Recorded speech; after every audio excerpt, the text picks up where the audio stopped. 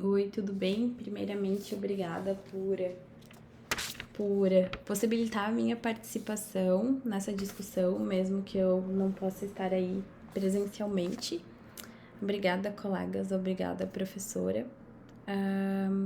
Eu trouxe, então, um exemplo de uma breve análise de uma parte de um livro didático de português como língua de acolhimento, para discutir sobre ideologias linguísticas nesse material, nesse contexto. Só a título de explicação, então, caso alguém não esteja familiarizado com esse termo, português como língua de acolhimento é essa especialidade de ensino-aprendizado do português para pessoas em situação de deslocamento forçado. Então, isso engloba refugiados, apátridas e outros status, né, de outros status migratórios.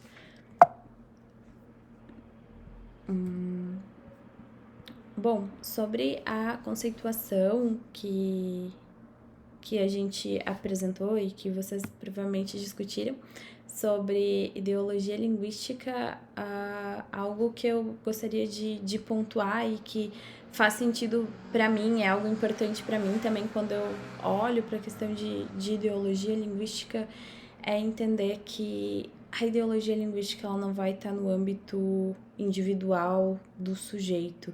Então, o que eu faço com e sobre a língua, eu, Laura, não é algo que só diz respeito a mim, mas sim a toda essa coleção de crenças que são interdependentes, que eu ativo e que eu reconstruo nas relações de uso e também de discussão sobre com a língua.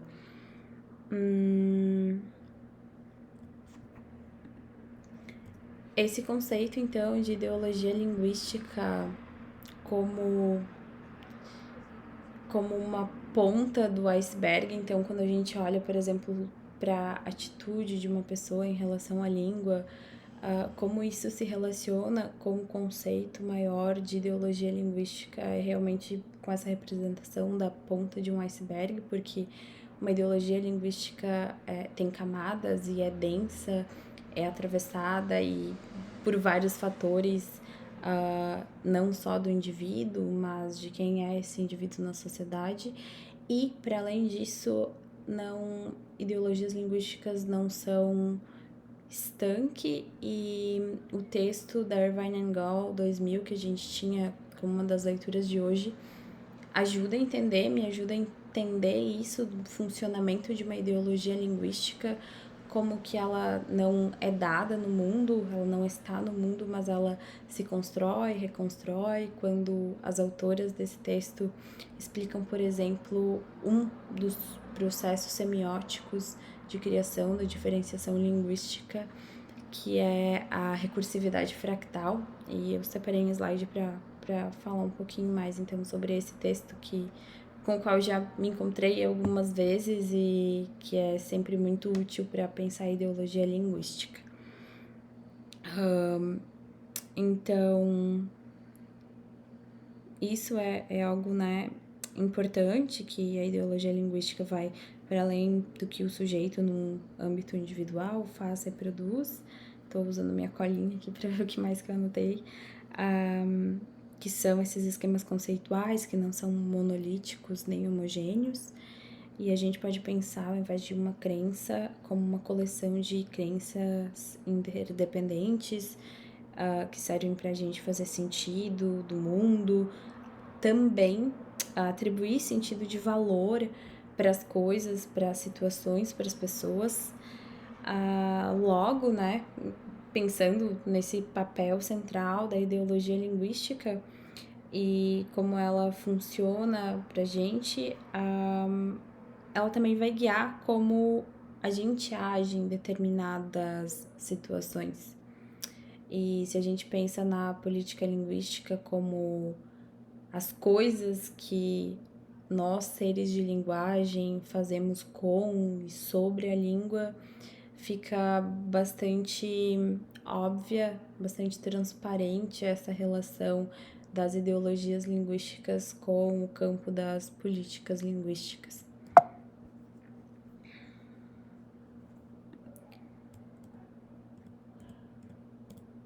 Antes de apresentar o exemplo que eu quero apresentar do livro de português como língua de acolhimento, eu selecionei alguns tópicozinhos sobre esse texto, Ideologia Linguística e Diferenciação Linguística, da Susan Gall e da Judith Irvine.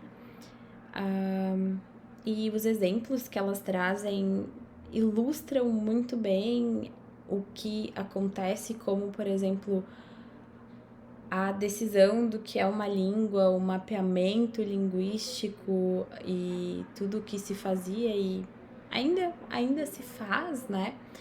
Acaba, por vezes, sendo retratado, registrado como algo objetivo. Então, o que é uma língua X, o que é um dialeto, o que é o dialeto Y, o que é o dialeto X. E, na verdade, não é algo... não é algo que a gente... que vai ser objetivo, apolítico, né? Tem a ver, então, com uma política de uma região, os seus observadores, as ideologias linguísticas, não só das pessoas que são usuárias da língua, mas também dos próprios pesquisadores. E eu gosto muito desse texto porque nos ajuda a pensar, né? Nós, linguistas que estamos aqui na pós-graduação, em outros momentos da nossa vida, fazendo estudos sobre o uso da língua, sobre essas pessoas, o que essas pessoas fazem com a língua, qual que é o nosso papel como observador e como usuário, né? Essa questão da reflexividade, de qual lente nós usamos para olhar o que a gente está chamando de língua X, de língua Y. E para explicar, então, os exemplos que elas trazem, então, sobre, por exemplo, o mapeamento das línguas em algumas regiões da África, e elas falam, por exemplo, do valor social de alguns elementos menores fonéticos, de alguns dialetos de países do continente africano. Elas falam sobre esse eixo de diferenciação, então como que o sistema de oposição entre X e Y, entre duas coisas, vai ser o que vai validar esse julgamento de valor sobre uma língua, sobre uma particularidade de uso da língua. Então, por exemplo, eu só consigo definir que eu falo português sem sotaque de estrangeiro no momento em que eu criar rótulos e uma classificação e uma iconização do que é o outro, né? Do que é o estrangeiro, do que é o ter sotaque de estrangeiro. Assim como outras classificações, como o que é o rural e o que é o urbano, o uso rural e o uso urbano da língua, o que é o uso da norma padrão. Para eu dizer o que é a norma padrão, eu tenho que definir o que é a norma não padrão e eu tenho que também definir quem são os falantes dessa norma não padrão. E para além disso, todo um outro esquema de valores e de descritores que vão me dizer, ok, aquela pessoa daquela raça, daquela faixa etária, daquele grupo social é quem é falante daquela variedade. Isso só vai existir na construção da oposição. Esse é o argumento central desse artigo que me ajuda a ver e me ajuda a entender quando eu penso nos fenômenos linguísticos em que a ideologia vai estar necessariamente, né, implicada, que são todos. Falando um pouquinho, então, sobre esses 3 processos semióticos que as autoras discutem no texto, que são esses processos, segundo elas, que fazem com que os indivíduos construam representações das diferenciações linguísticas. Então, o que é a norma culta, quem é o falante do português bom e quem é o falante do português errado, né? Não é uma abstração. Esses falantes, eles têm uma materialidade, eles têm cor, eles têm corpo. Então, elas falam sobre esses 3 processos semióticos da iconização, da recursividade fractal e do apagamento. A iconização vai ser justamente isso, dessa questão de trazer uma corporeidade para o falante dessa língua, então as características linguísticas, né, do falar de determinada forma, aqui trazendo um exemplo, né, falar de determinada forma, mas não é apenas o falar, né, várias outras questões linguísticas. Vai ter uma representação, né, de quem é o falante típico, o falante iconizado daquela variante, por exemplo. E, para além disso, para além de fazer essa relação, o processo semiótico da iconização também, indo mais além, vai relacionar essas características do uso da língua com uma essência desse grupo social. Então, por exemplo, por que o falar sem conjugar verbos de acordo com a norma padrão é algo do grupo social X e por que isso vai representar que essas pessoas falam de uma forma mais agressiva, mais rude, porque que isso vai ter o valor de falta de educação ou falta de polidez. O processo de iconização, então, faz isso. A recursividade fractal, que é esse outro processo semiótico, é explicado como justamente como as imagens, né, fractais, que é essa repetição e espelhamento das imagens. Então, é essa reativação de esquemas a partir de determinadas situações. Então, por exemplo, o que é o falar sem sotaque, né? O que é sotaque estrangeiro quando alguém fala o português e é estrangeiro aqui no Brasil, mas o que é o falar com ou sem sotaque quando essa mesma pessoa fala no seu país onde português não é a língua oficial. Então, pode ser que uma pessoa que seja considerada uma pessoa que tem um sotaque forte aqui no Brasil, no seu país, quando estiver falando português, em determinado contexto, não seja percebido dessa mesma forma, justamente por causa da recursividade fractal. Então, o que é em um contexto nem sempre vai ser em outro, vai adquirir novos valores dependendo do contexto, do momento e, enfim, e outros aspectos.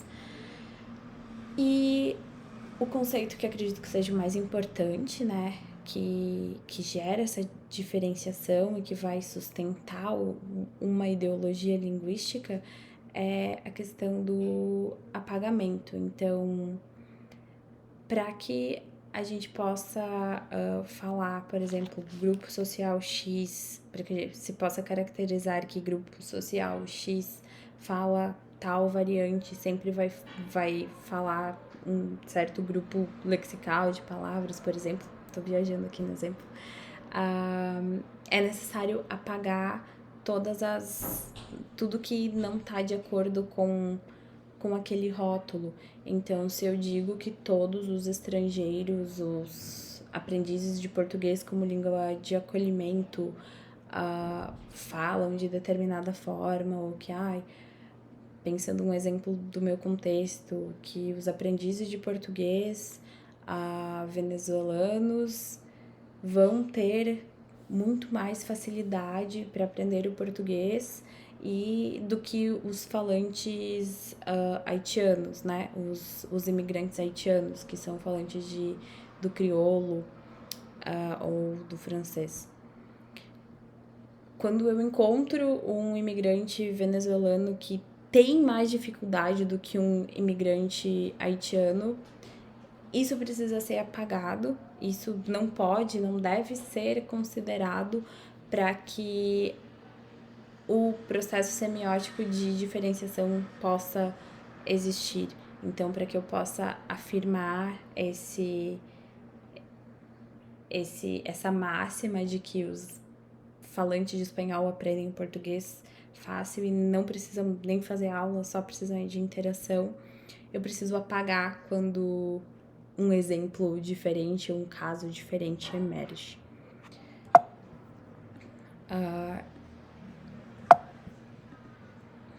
Agora, então, esse exemplo que eu escolhi para discutir um pouquinho hoje sobre ideologias linguísticas em um material didático.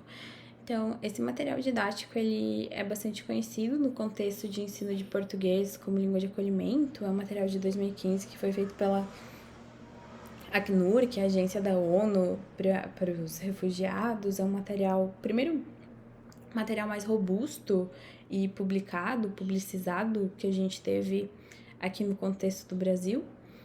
E eu proponho uma análise, assim, bem simplificada e beirando simplista para tentar discutir um pouco essa questão de ideologias linguísticas e como, por exemplo, materiais didáticos, né?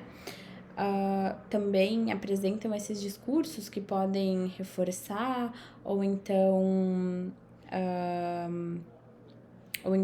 redefinir ideologias linguísticas que são propagadas muitas vezes pelo senso comum. Então, esse livro em questão, falando um pouquinho sobre esse trecho de apresentação que está na página 3, eu selecionei e transcrevi uma dessas partes para a gente pensar a questão das ideologias linguísticas. Dito então nesse material, né, na apresentação, nesse prefácio, que para que comece a se fazer parte do dia a dia do Brasil, se faz necessário um aprendizado essencial, a linguagem. É através dela que as pessoas conseguem expor seus pensamentos, preocupações, anseios e sentimentos. A língua é elemento crucial para o desenvolvimento das relações e para trocas culturais. Isso está bem no início do livro e algumas partes que estão destacadas, a relação de Brasil, necessidade de um aprendizado essencial, que é a linguagem, essa ênfase de que a língua é um elemento crucial para o desenvolvimento e para as relações culturais, e que, claro, a gente não consegue negar isso, no entanto, um olhar mais cuidadoso e essa conexão com que ideologias linguísticas são reproduzidas, reforçadas ou então desafiadas com esse discurso, a gente pode pensar, né? E aqui, de novo, reitero que é a análise só de uma partezinha, né? Uma análise mais robusta, necessária, então, das atividades propostas nesse livro. Mas olhando para o que é dito nesse excerto sobre Brasil, elemento crucial, língua, inclusive se borra essa distinção entre língua e linguagem, né? Aí, nesse texto inicial, isso faz referência, a gente consegue identificar, né, na análise desse discurso, a questão de uma nação e uma língua, né? Então, para você participar do Brasil, do que se faz no Brasil, você precisa saber a língua, né? Mas isso realmente garante, né? E o que a gente se pergunta, sabendo da carga social e que a língua não é neutra, né? O que você fala tem um valor social, tem um peso social e vai te classificar, né? Apenas saber a língua do Brasil, né? A língua portuguesa vai ser o suficiente, então, para estabelecer essas relações de trocas culturais, ou tem outras coisas que estão por trás que são talvez mais importantes do que saber a língua para que de fato exista essa troca cultural, né? Essa receptividade? É só a pessoa é só o imigrante que precisa aprender essa língua? Então, se ele souber a língua, isso garante que ele vai conseguir ter essa troca cultural com os brasileiros? Ou não? Então, isso faz referência a várias coisas, mas pensando nas ideologias linguísticas, algumas que podem ser destacadas e que são discutidos por esses autores que eu coloquei entre parágrafo. Então, a Ofélia Garcia, nesse artigo, Garcia e Torres fala sobre a ideologia linguística monoglóssica ou monolíngue, então pensando que, ok, tem uma língua que, e o livro nos deixa bem claro, apesar de não falar língua, que é a língua portuguesa, a língua do Brasil, nos deixa bem claro porque é essa língua que está sendo ensinada no livro, né? Então é só essa língua que a gente participe, que a gente faz a vida, a roda girar aqui no Brasil. Então isso faz referência a essa ideologia linguística da monoglossia, da monolinguagem, de apenas uma língua existir e ser a mais importante, mais relevante. E a outra ideologia é essa de uma língua, né, e uma nação, acho que eu já falei isso, que é discutido de novo. A Ofélia Garcia fala bastante sobre isso, alguns autores mais antigos também, sobre essa ideia de que, então, para participar do Brasil, a língua do Brasil, que é a língua portuguesa, precisa ser sabida, e isso cria essa simplificação, né? Essa simplificação que não é benéfica de que existe uma língua do território Estado brasileiro e é isso. E essa relação é óbvia, liga um pontinho com o outro, e é isso aí. Não existe problematizações, não existem pontos de conflito sobre como as línguas coexistem nesse espaço e quais línguas constituem esse país. Então, como pode que o português é a língua do Brasil, mas essas pessoas elas já estão aqui. Então, como que isso acontece? Elas apenas estão sendo, não são cidadãs, elas não fazem parte do que a gente chama de Brasil, até que elas não falem a língua portuguesa. É essa a reflexão e a discussão sobre ideologia linguística que eu gostaria de trazer, gostaria de estar aí, né, pra gente poder conversar, mas depois eu falo com a Camila sobre as discussões. Obrigada, gente. Tchau, tchau, boa aula e nos vemos.